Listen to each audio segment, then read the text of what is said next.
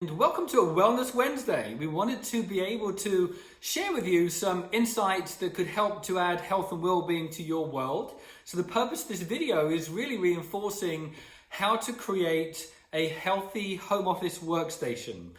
Some of you, or many of you, or all of you may well have been transferred from working in the office to now working at home, and you may already have a home office workstation set up, or you may have to set up a home workstation, or already have set one up and you're not quite sure if it's working correctly for you.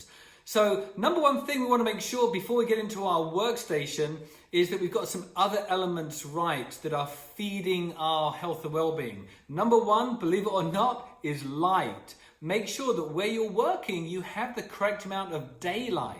Light is like medicine, and if we're working in an environment which doesn't give us enough light, then we're producing more melatonin and we're fighting our body to keep working productively and creatively and having the right energy. So lighting is number one. Bring all the lighting you can into the current environment that you've created, or move your workstation so that you have more access to daylight.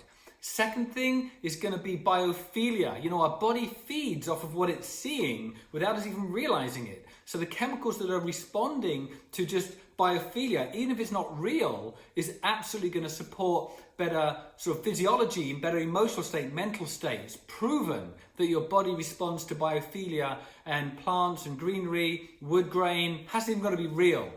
Third thing is hydration. Make sure you have water in front of you. If you're working and then suddenly you feel thirsty, you're already dehydrated. So make sure you have the correct amount of water. So these are some of the basic elements that you want to make sure you get right before you jump in to your actual workstation.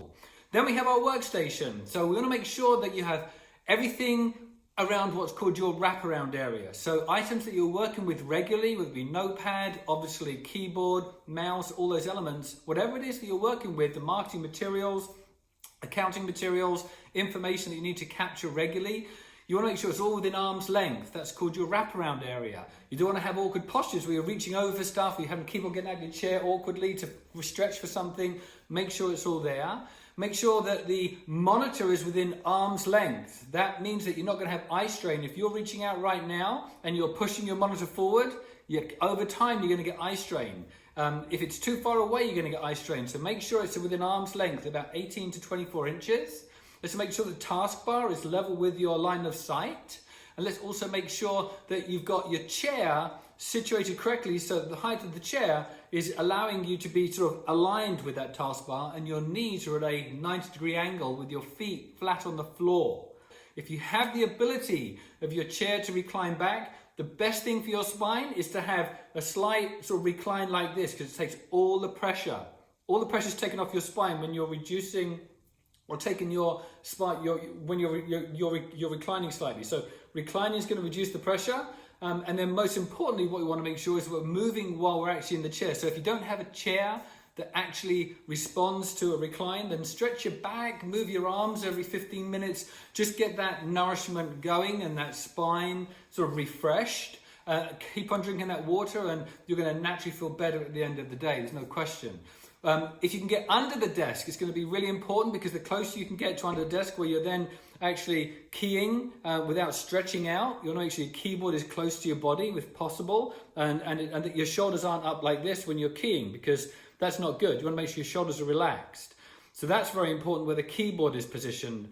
Then the mouse, let's make sure that you have the right mouse that isn't allowing you to sort of move on the surface of the mouse, where this median nerve right here is getting more inflamed because of the contact that you're having on the actual work surface. Because over time, you might not experience it now, but give it 2 or 3 months of working in this type of environment we're in right now, and you're going to have an inflammation, and then suddenly your neck's going to hurt because that's where the median nerve goes, or you're going to have sort of carpal tunnel. Make it so that you're reinforcing your health and well-being every minute of the day that you're working, because you'll be more productive, more creative, healthier, and at the end of the day, you want to go and run, jump, and play.